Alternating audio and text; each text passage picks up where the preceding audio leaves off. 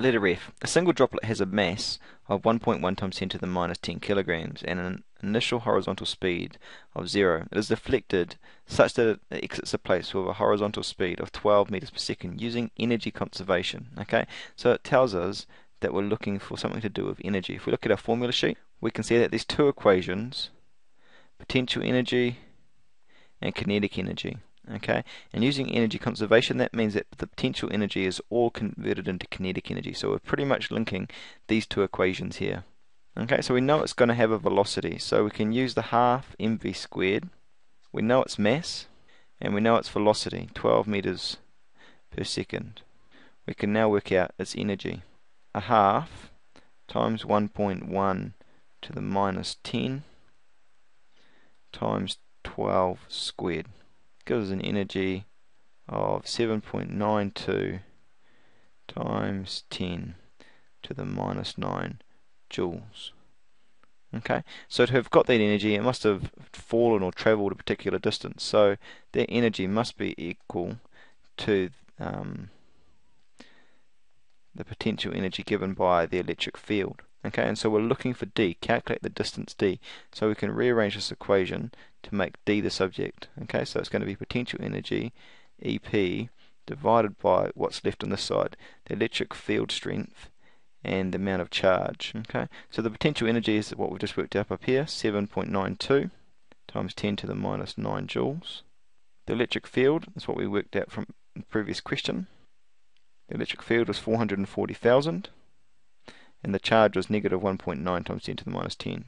440,000 and 1.9 to the minus 10. Okay, and we can stick all that into our calculator. 7.92 to the minus 9 divided by 440,000 times 1.9 to the minus 10, and we get an answer of 9.5. Distance equals 9.5 times 10 to the minus 5 meters. G. Explain how droplets of ink can be made to travel to different positions on the paper. Okay, so we're essentially using an electric field with a particular voltage across it to move our charge. So we might have our negative charges falling down here through the electric field, and by changing the voltage V, we are essentially changing the electric field, because voltage equals ED. So when you change the voltage, you're changing the electric field strength, and when you're changing the electric field strength, you're essentially changing the force, because force equals EQ. Okay, so if you change the voltage, then you're changing the electric field strength. If you change the electric field strength, then you're changing the force. If you're changing the force, then this is going to experience a force in a particular direction, which is going to cause a change in its movement, and that's how you're going to change its position. Another way of answering this question is using potential energy. When we change the voltage, we are changing the electric field strength, because V equals ED.